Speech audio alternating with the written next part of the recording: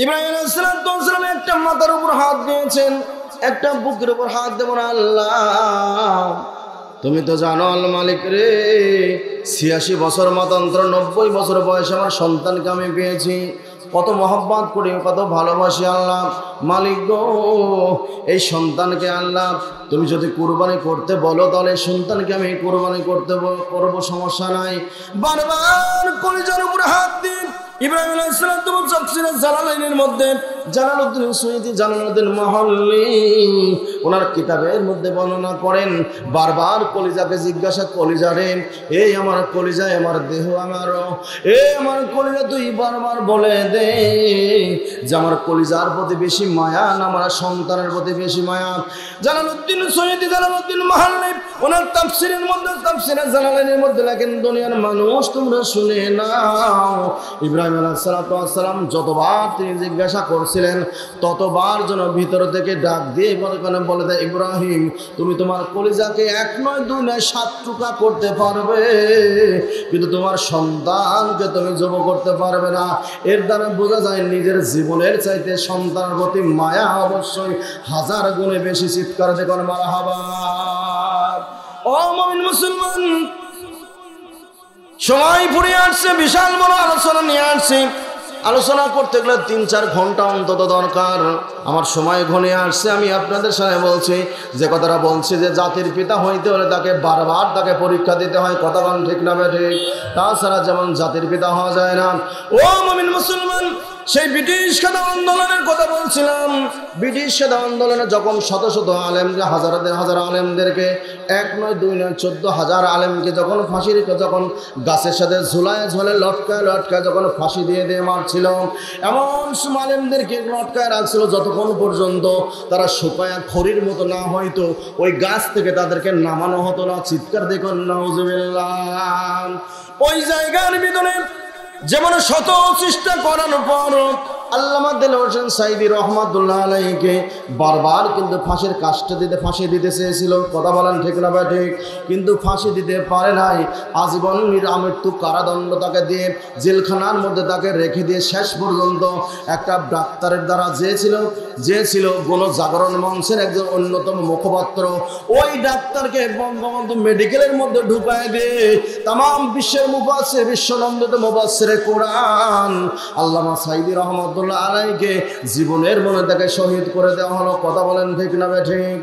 ও মুমিন মুসলমান, যে কথাটা বলতেছিলাম, এই সেই সময়ের ভিতরে জগদ্বিখ্যাত একজন আলেম ছিলেন। সেই আলেমটার নাম হলো জাফর খানেশ্বরী রহমাতুল্লাহ আলাইহি। এই জাফর খানেশ্বরী রহমাতুল্লাহ আলাইহিকে যখন হাতে ডান্ডা বেরি, পায়ে ডান্ডা বেরি, গলায় যখন শিকল, পায়ে ডান্ডা বেরি, এই বেরি দিয়ে যখন জাফর খানেশ্বরী রহমাতুল্লাহ আলাইহিকে যখন তিনি পাকড়ায় ইজলাসে তোলা হয়, ইজলাসে তুলে পবিত্র কালামুল্লাহ আমরা দেখছি মুফাসসিরে কোরআনের পাকে আল্লামা সাঈদী রহিমাহুল্লাহ যখন তিনি কাঠগড়ায় উঠতেন, আল্লাহর কোরআন এরকম বুকে নিয়ে উঠতেন। কথা বলেন ঠিক না ঠিক? বুকে নিয়ে কোরআন বুকে নিয়ে উঠতেন। ওরকম জাফর খানেশ্বরী রহমাতুল্লাহ আলাইহি বুকে কোরআন নিয়ে যখন ইজলাসে দাঁড়িয়ে যান, আর ডাক দিল, এ ভারতের গোয়েন্দারা, হে ভারতের সরকার, এ তোমরা শুনে নাও, আসলে আমি জাফর খানেশ্বরী কোনো অপরাধ করে নাই, কোনো ভুল করে নাই। আল্লামা সাঈদী রহমাতুল্লাহ আলাইহি যেমন নিজের কলিজার টুকরা লাশকে সামনে নিয়ে বারবার আল্লাহকে বলছে, আল্লাহ তুমি তো সাক্ষী মালিক রে, আমার কলিজার টুকরা সন্তানের লাশকে সামনে নিয়ে বলছে 1971 সালের কোন কাদা বা বালি সাঈদীর গায়ে লাগে নাই। চিৎকার দেখুন মারহাবা। তারপরে জালিম আল্লামা সাঈদী সাহেবের কোরআনের পাখিকে তারপরে ছাড় দেয়। এই কথা বলেন ঠিক না? ওই সমস্ত কোরআনের পাখিদেরকে কোনো মানুষ যদি ছাড় না দেয়, আলেমদেরকে যদি কোনো মানুষ ছাড় না দেয়, কোনো ভালো মানুষকে যদি ছাড় না দেয়, কোনো আলেমকে যদি ছাড় না দেয়, কোনো হাজিকে যদি ছাড় না দেয়, কোনো মুত্তাকিকে যদি ছাড় না দেয়, কোনো ভালো মানুষকে ছাড় না দেয়, ওই মানুষকে আল্লাহ পাক বারবার সময় দিয়ে আল্লাহ এমন ধরেন তাকে দেশে থাকার মতো সুযোগ দেয় না। কথা বলেন ঠিক না ঠিক?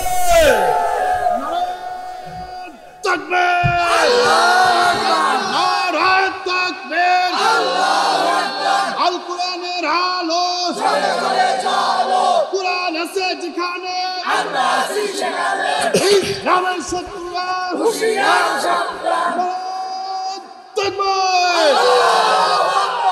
আলহামদুলিল্লাহ। আল্লাহকে ছাড় দেয়? ছাড় দেয়।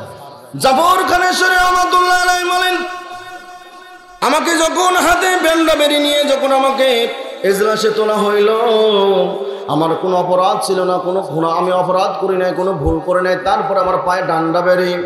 আজকে হাজার হাজার কোটি কোটি টাকা লুটপাট করে যারা বিদেশে সুইস ব্যাংকে পাঠাইছে, যারা চোরের উপরে চুরি করে বাটপাড়ির উপরে বাটপাড়ি করে ওই সমস্ত মানুষদেরকে এখন বর্তমানে আদালতে বর্তমান তুলতেছে সরকার, ফুরফুরে মিজাজে তারা এজলাসে উঠতেছে। কথা কোন ঠিক না ঠিক? কারণ হলো একটা বিনা অপরাধে আল্লামা মামুনুল হককে যদি, আল্লামা সাইদি রহিমাহুল্লাহকে যদি, আল্লামা দেলোয়ার হোসেন সাইদি রহিমাহুল্লাহর মতো মানুষকে, আল্লামা মামুনুল হকের মতো মানুষকে যদি এরকম করে ডান্ডা বেরি দিয়ে যদি এজলাসে তোলা হয়, আদালতে তোলা হয়, আমরা জানতে চাই কতগুলো খুন করলে, কতগুলো মার্ডার করলে, কতগুলো টাকা বিদেশ থেকে বিদেশে পাঠাইলে পরে এই মানুষকে ডান্ডা বেরি পড়ানো যায়? কথা বলেন ঠিক না ঠিক? আজ কিন্তু তাদেরকে পানি নিচ্ছে, একটু জিকির করেন লা ইলাহা, একটু পানি নিয়ে আসেন। লা ইলাহা ইল্লাল্লাহ, লা ইলাহা, লা ইলাহা ইল্লাল্লাহ, লা ইলাহা, লা ইলাহা ইল্লাল্লাহু মুহাম্মাদুর রাসূলুল্লাহ। আমি কথাটা বলে শেষ করে, জাফর খানেশ্বরী রহমাতুল্লাহ আলাইহি যখন ইজলাসে তোলা, ইজলাস থেকে ঘোষণা দিল এই জাফর খানেশ্বরী রহমাতুল্লাহকে জেলের মধ্যে আবদ্ধ করে রাখা যাবে না, আমৃত্যু কারাদণ্ড দিলেও তাকে বের করে নিয়ে যাবে মানুষ, তাকে ফাঁসির কাস্টে ঝোলানো যাবে না, তাকে বিশাল বড় একটা সমুদ্রের মধ্যে একটা দ্বীপ আছে, দ্বীপের উপরে একটা ঘর বানিয়ে দাও। কথাটা খেয়াল করে শুনবেন, দ্বীপের মধ্যে একটা ঘর বানিয়ে দাও, এই ঘরের ভিতরে একটা জেলখানার মধ্যে একটা জেলখানার মতো তৈরি করে দাও, এই দ্বীপের ভিতরে ওখানে ওনাকে রাখা হবে, জাফর খানেশ্বরী রহমাতুল্লাহ আলাইহিকে রাখা হবে। রাখার পরে জাফর খানেশ্বরী রহমাতুল্লাহ আলাইহির আত্মীয়স্বজন তাকে দেখতে পাবে না, দেখতে পাবে না, তার মানুষগুলো ধুকে ধুকে মারা যাবে। এরকম করে জাফর খানেশ্বরী রহমাতুল্লাহ সর্বশ্রেষ্ঠ আলেম, ভারত উপমহাদেশের অন্যতম আলেমকে যখন এইরকম করে অর্ডার যখন ইজলাস থেকে দিয়ে দেওয়া হয়, হঠাৎ করে জাফর খানেশ্বরী রহমাতুল্লাহ আলাইহিকে যখন নিয়ে যাও, যখন তিনি বনবাসে নিয়ে যাওয়ার জন্য চলে যাচ্ছেন, রাস্তা দিয়ে চলে যাচ্ছেন, হাজার হাজার দেখুন বাংলাদেশে আল্লামা সাইদি রহিমাহুল্লাহর যেরকম হাজার হাজার ভক্ত ছিল দলবল নির্বিশেষে। কথা বলেন ঠিক না ঠিক? দলবল নির্বিশেষে আল্লামা সাইদি কিন্তু সবাই ভালোবাসতো। কথা বলেন ঠিক না ঠিক? দুই সাইডে মানুষগুলো দাঁড়িয়ে আছে, জাফর খানেশ্বরী রহমাতুল্লাহ প্রিয় হুজুরকে একটাবার নজরে দেখার জন্য দুই সাইড দিয়ে মানুষগুলো দাঁড়িয়ে আছে। দাঁড়িয়ে দাঁড়িয়ে জাফর খানেশ্বরী রহমাতুল্লাহ আলাইহির চেহারাটা দেখছেন। হঠাৎ করে দেখতে পায় জাফর খানেশ্বরী রহমাতুল্লাহ আলাইহি দূরে তাকিয়ে দেখেন ছোট্ট ছোট দুটো মাসুম বাচ্চা নিয়ে দাঁড়িয়ে আছে। একটা বোরখা পরিহিত একটা মেয়ে। নিজের কলিজার টুকরা সন্তানকে যখন চিনতে পারলেন, জাফর খানেশ্বরী চিন্তা করলেন নিশ্চয়ই এই বোরখা পরিহিত মেয়ে মহিলাটা হবে নিশ্চয় আমার স্ত্রীর কাছে। যখন চলে গেলেন জাফর খানেশ্বরী রহমাতুল্লাহ আলাইহির স্ত্রী ডাকতে বললেন, ওগো আমার প্রাণ প্রিয় স্বামী, আপনার দুনিয়ার আপনাদের এই জায়গায় চলে যাবেন, বনবাসে আপনাকে পাঠিয়ে দিবে বা সমুদ্রের ভিতরে আপনাকে একটা দ্বীপের মধ্যে পাঠিয়ে দেবে, কিন্তু আমার তো দুনিয়ার বুকে আমার কেউ নাই, বাবাও নাই, মাও নাই। আমার এই কলিজার টুকরা ছোট্ট ছোট দুটা মাসুম বাচ্চা, এই মাসুম বাচ্চা তাদেরকে কি করে মানুষের মতো মানুষ করব, কি করে তাদের পড়াশোনা করাইব, কি করে তাদের খাদ্য জোগাড় করব, কি করে তাদের সুন্দর একটা পোশাক কিনে দেবো, আমাকে একটু বলে যান। জাফর খানেশ্বরী রহমাতুল্লাহ আলাইহি চোখের পানি ফেলে ফেলে আল্লামা সাইদির মতো ডাক দিয়ে বলে, এ আমার প্রিয়তম তুমি শুনে নাও, আমার তোমাকে সেই আমি নসিহত করছি যে নসিহতটা আমার বাপ ইব্রাহিম তার বিবি হাজেরাকে আর ইসমাইলকে করেছিল কাবার পাশে। চিৎকার দিয়ে বলুন সুবহানাল্লাহ।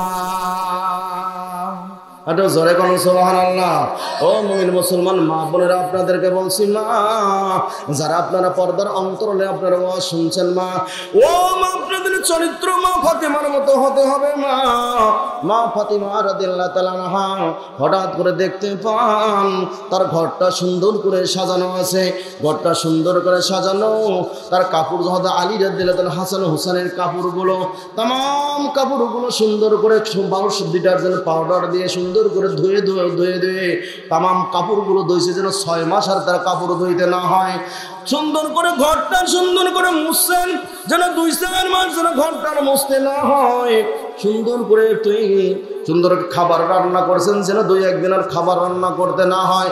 সব কাজগুলো বেশি বেশি যখন করছেন, ও মুমিন মুসলমান, ইতিমধ্যে আপনার চতুর্থ খলিফা আলী রাদিয়াল্লাহু তাআলা ঘরের মধ্যে প্রবেশ করে দেখেন, ঘরের মধ্যে প্রবেশ করে সব কামগুলো কেমন যেন আজকে বেশি বেশি দেখা যায়। ডাক দিয়ে বলেন, ও ফাতিমা, আমি জানতে যে তুমি পাগল হয়ে গেলে নাকি, তুমি কি পাগল হয়ে গেলে? এত বেশি বেশি আজ কেন করছো, কেন কাজ করছো জানতে চাই। আলী রাদিয়াল্লাহু তাআলা যখন বললেন, এই বলার পর আলী রাদিয়াল্লাহু তাআলা সঙ্গে সঙ্গে মা ফাতিমা বলেন, আলী রে, আমার স্বামী তুমি শুনে নাও, আমার আব্বা গত রাত্রে আমার কাছে আসছিল। বলুন মারহাবা। ও আমার স্বামী আলী, তুমি শুনে না, আমার বাবা আসছিল, আমার বাবা এসে বলছিল, মা ফাতিমা রে, এ মা ফাতিমা তুমি শুনে নাও, মা ফাতিমা রে, তুমি আলীর ঘরে সেহরি করবা ঠিকই, কিন্তু ইফতারি কিন্তু গিয়ে আমার রহমাতুল্লাহ আলামিনের ঘরে করতে হবে। চিৎকার দিয়ে বলুন মারহাবা। তামাম গোপনের খবর যতগুলো ইলমে মারিফাতের দরজা বলা হয় আলীকে, চিৎকারে বলুন মারহাবা। আমার রাসূল ডাক দিয়ে বলেন, আলা মাদিনাতুল ইলমি আলিম বাবুহা। এ দুনিয়ার মানুষ, তোমরা শুনে নাও, আমাকে আল্লাহ যত জ্ঞান দিয়েছেন, আমি হলাম জ্ঞানের শহর, আর আলী হলো তার দরজা। আলী হলো একটা জ্ঞান যদি বের হতে হয় আলীর মুখ দিয়ে বের হয়। এ দুনিয়ার মানুষ, এই আলী রাদিয়াল্লাহু তাআলা যখন এই স্বপ্নটা মা ফাতেমার মুখে শুনছে, সঙ্গে সঙ্গে আলী রাদিয়াল্লাহু তাআলা যখন গাছটা কেটে দিলে যেমন গাছটা পড়ে যায়, এরকম করে আলী রাদিয়াল্লাহু থরথর করে মাটিতে পড়ে যায়।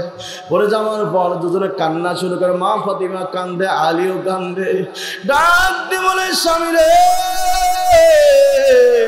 ও আসাদুল্লাহিল গালিব, ও আসাদুল্লাহিল গালিব, তুমি শুনে নাও, আজকে রাত্রে কি হয়তো কিছুক্ষণের মধ্যে আমি ফাতিমা আমি দুনিয়া ছেড়ে বিদায় নিয়ে চলে যাব। ও আমার স্বামী, তোমার কাছে আমি কয়েকটা জিনিস চাই, তুমি যদি আমাকে দিতে, তুমি সে অস্বীকৃতি জানাবে না আসার আগে, আমাকে ওই জিনিস কয়টা তুমি দিবে কিনা বলো।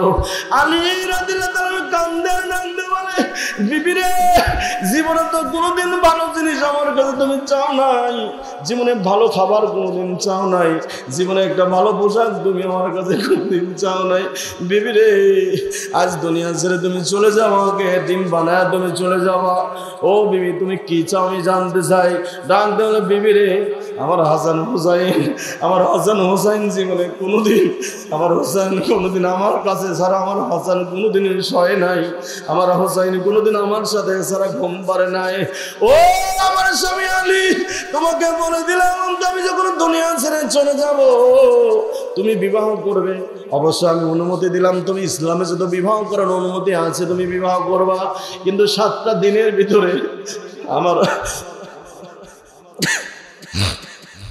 আমার হাসান হুসাইনকে তুমি 2টা দিন অন্তত হাসান হুসাইনকে তুমি দিও। ও স্বামী, ও আলী, আলী রে, তোমাকে আমি অনুরোধ করবো রে আলী, তুমি 5টা দিন তোমার ওই আমার পরে যে বিবিকে নিয়ে আসবা, ওই বিবিকে তুমি 5টা রাত ওই বিবিকে দিবা, আর 2টা রাত আমার হাসান এবং হুসাইনকে দিবা, কারণ আমার হুসাইন আমার ছাড়া কোনোদিন ঘুমায় না।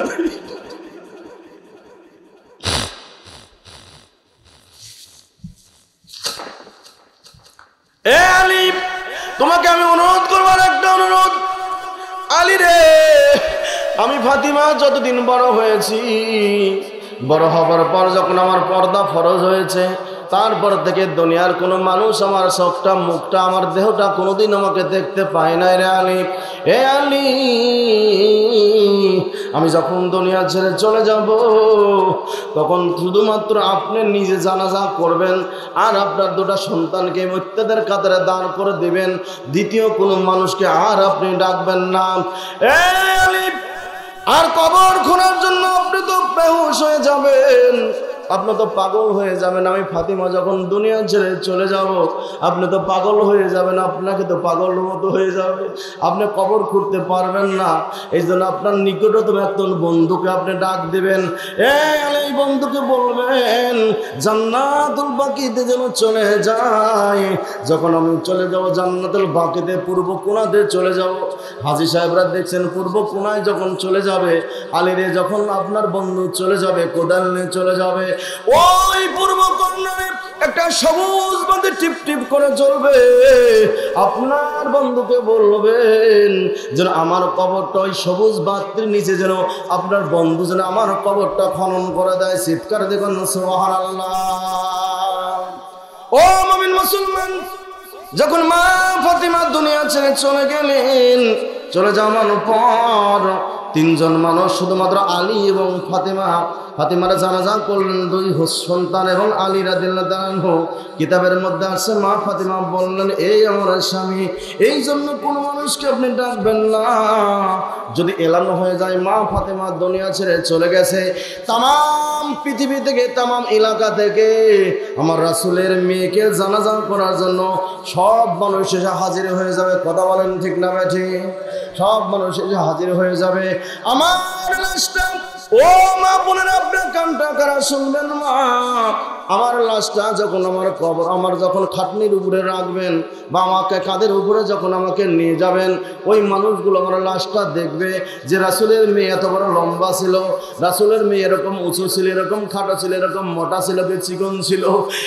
আমি যেহেতু জীবনে কোনোদিন আমার দেহটাকেও দেখে নাই, আমার বাবা আপনার হাসান হুসাইন স্যার আমার দেহটাকেও দেখে নাই। আমি তোমাকে নসিহত করলাম, এরকম করে আমার যেহেতু সারা জীবন যেহেতু পর্দা নিয়েছি, এই পর্দার মধ্যে থেকে আমাকে তুমি দাফন করে দেবে। চিৎকার দেব মারহাবা।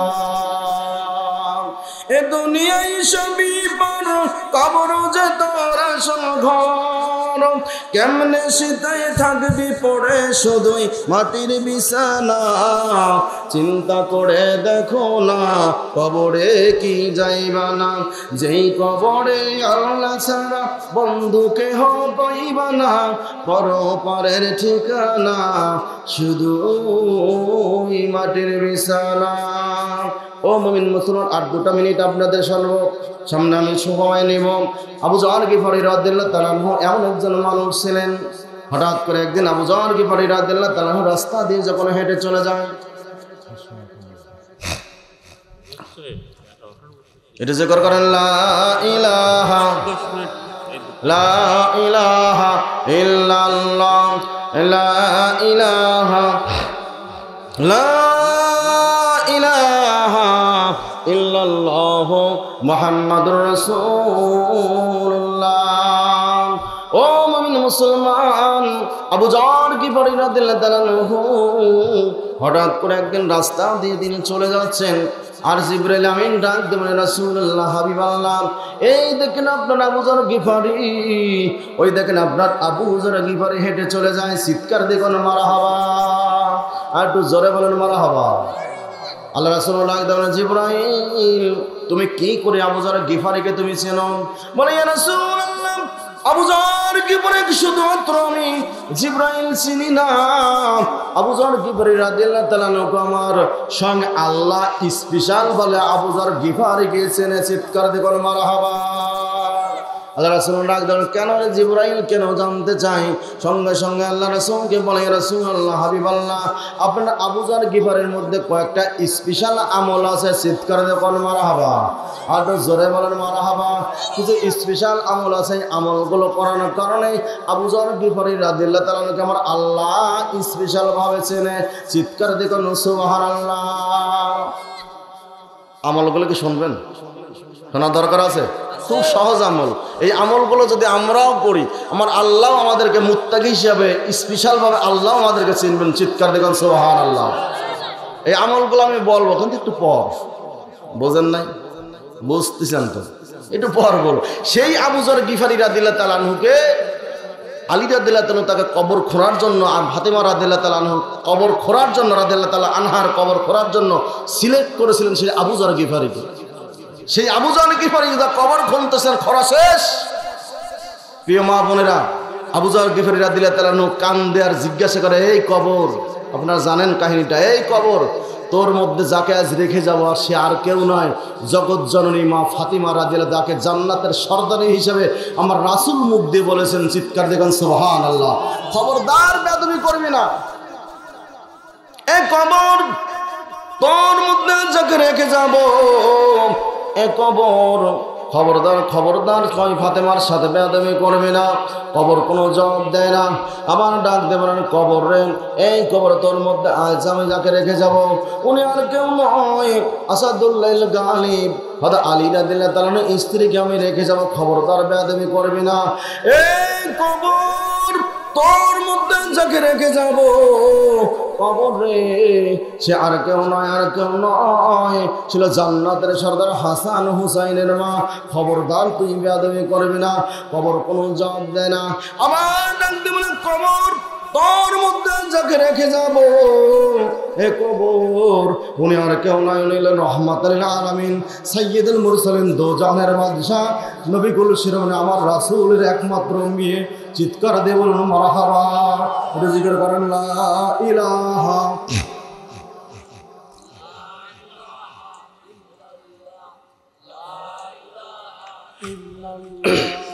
লা ইলাহা লা ইলাহা ইল্লাল্লাহু মুহাম্মাদুর রাসূলুল্লাহ। ওই কবর কিন্তু তখনই বলে যে আমল ছাড়া আমি পৃথিবীতে কাউকে চিনি না, যে আমল নিয়ে কবরে না আসবে তাকে কবরে আসলেই তার অবস্থা খারাপ। কথা বলেন ঠিক না ঠিক? এই জন্য আমাদের আমল নিয়ে কবরে যেতে হবে, আল্লাহর ঘর মসজিদের সাথে আমাদেরকে জড়িয়ে থাকতে হবে। আল্লাহ তাআলা তৌফিক দান, বলুন আমিন। এখন আসুন, ওই জনম দুঃখী মা বাবার জন্য একজন ব্যক্তি কারিতাস থেকে 500 টাকা দিয়েছেন, আল্লাহ পাক তার দানকে কবুল আর মঞ্জুর করলেন। সবাই বলুন আমিন আমিন আমিন আমিন। জান্নাতের জন্য হয়ে যান আপনি জামিন। আলাউদ্দিন নগদ 1000 টাকা, বলুন মারহাবা। এটা সেই কথা শরীফুল ভাই তো বলেই গেল, টাকাও দেবেন না, মারহাবা করবেন না। কাহিনী লিল্লাহে তাকবীর লিল্লাহে তাকবীর। জনাব আলাউদ্দিন বলুন মারহাবা। 1000 টাকা দান করেছেন, চিৎকার দিয়ে বলুন মারহাবা। আল্লাহ দয়া করে মেহেরবানি করে আলাউদ্দিনের দানকে কবুল করেন, আল্লাহ মনে নেক মকসুদ পুরা করে দেন। আত্মীয় স্বজন যারা কবরে চলে গেছেন, আল্লাহ ওই কবর জগৎকে জান্নাতের বাগান বানায় দেন। সবাই বলুন আমিন। মাসুদ রানা মৃত রাজেম নগদ 500 টাকা, বলুন মারহাবা। আর জোরে বলুন মারহাবা। বাকি টাকা দিয়েছে এই লালখালি না, ও লালখালি না, আর বাকি দিয়েছে 10,000, বলুন মারহাবা। আচ্ছা, ওইখানে সব সময় তো ধরেই আছে, কথা বলতেছেন না কেন আপনারা? এটা জোরে বলেন তো, লিল্লাহে তাকবীর। আল কোরআনের আলো, আল হাদিসের আলো, কোরআন ছাড়া অন্য কিছু। জনাব আব্দুল হামিদ 500 টাকা, বলুন মারহাবা। আর জোরে কোন মারহাবা। লিল্লাহি তাকবীর। জনাব আব্দুল হামিদ 500 টাকা দান করেছে, বলুন মারহাবা। আয় আল্লাহ তাআলা তার জীবনের গুনাহগুলো মাফ করে দাও, আত্মীয় স্বজন যারা কবরে চলে গেছে কবর জগতে মাফ করে দাও। সবাই বলুন আমিন। মাসুদ রানা মৃত রাজেম প্রামাণিক 500 টাকা নগদ, 10,000 টাকা বাকি, চিৎকার দিয়ে বলুন মারহাবা। লিল্লাহি তাকবীর। আল্লাহ তাআলা কাজ করে মেহেরবানি করে আল্লাহ মাসুদের দানকে তুমি কবুল করে নাও। আল্লাহ 10,500 টাকা নগদ বাকি দান করে দেয়। আল্লাহ মনে আশা পুরো করে দাও। আত্মীয় স্বজন যারা কবরে চলে গেছে, আল্লাহ কবর জগৎকে তুমি মাফ করে দাও। সবাই বলুন আমিন।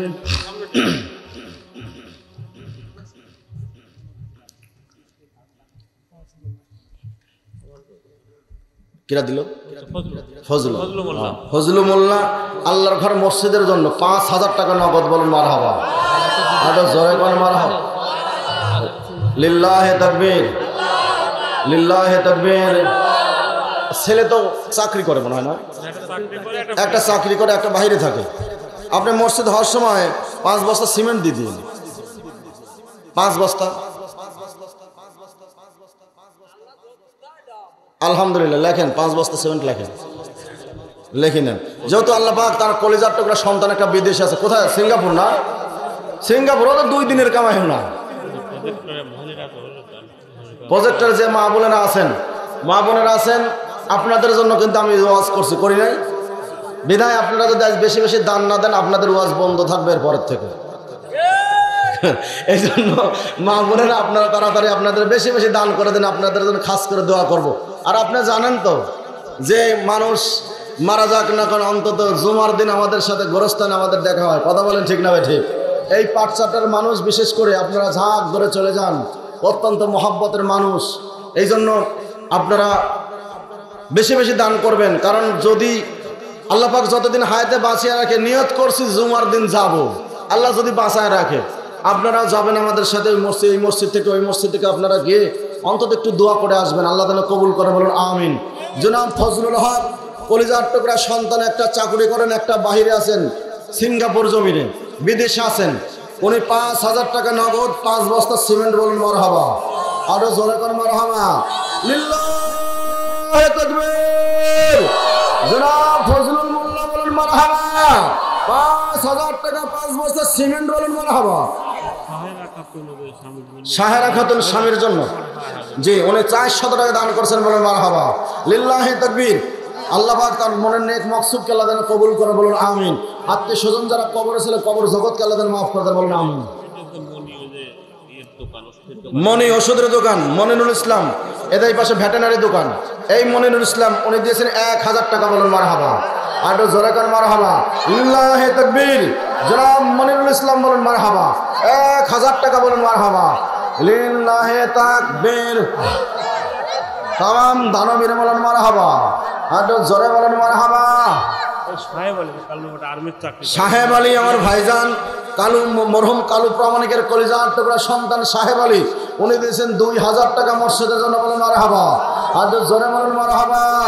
লিল্লাহি তাকবীর।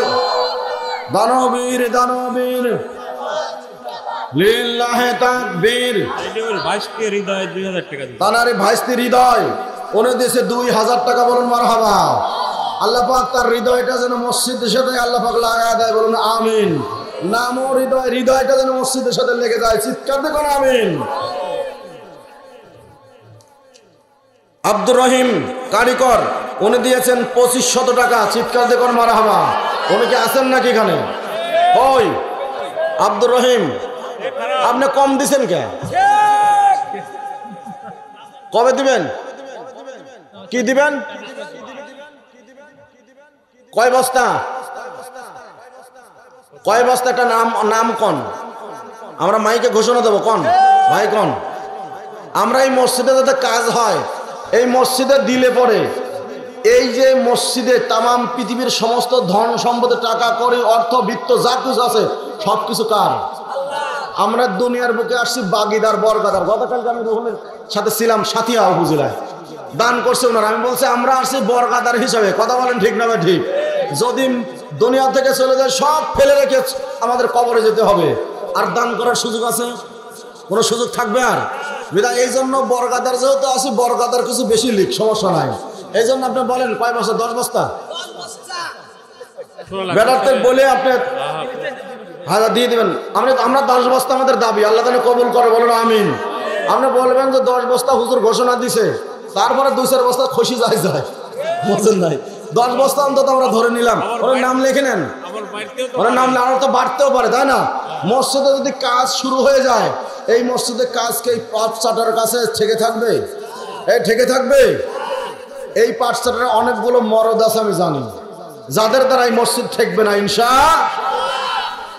আমাদের তো 1 লক্ষ টাকা উনি দিবেন, আরো দিতে চাইছেন, কিন্তু ওনার দিকে তো ওইভাবে আমরা চেয়ে থাকবো না। আমরা যদি নিজের রক্ত ঘামানো টাকা দিয়ে মসজিদ করতে পারি আলহামদুলিল্লাহ। কথা বলেন ঠিক না? ঠিক। আল্লাহ পাক যেন আব্দুর রহিমের কারিগরের দানকে কবুল করেন, বলুন আমিন। আল্লাহ পাক যেন মনে নেক মকসুদ পুরা করে দেয়, বলুন আমিন। আত্মীয় স্বজন যারা কবরে ছিল, কবর জগৎকে আল্লাহ মাফ করে দেন, বলুন আমিন। জয়নব খাতুন নগদ 1200 টাকা, চিৎকার দিয়ে বলুন মারহাবা। 12 মাসে সম্ভবত 1200। আল্লাহ যেন জয়নব খাতুনের দানকে কবুল করে, বলুন আমিন। আল্লাহ যেন মনে নেক মকসুদ পুরা করে দেয়, বলুন আমিন। আত্মীয় স্বজন যারা কবরে ছিল, কবর জগৎকে আল্লাহ মাফ করে দেন, বলুন আমিন।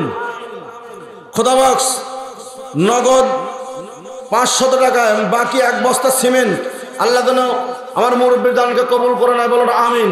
আল্লাহ যেন মনে নেক মকসুদ পুরা করে দেয়, বলুন আমিন। পিতা মাতা যারা কবরে শুয়ে আছেন, আল্লাহ যেন কবর জগৎকে মাফ করে দেয়, বলুন আমিন।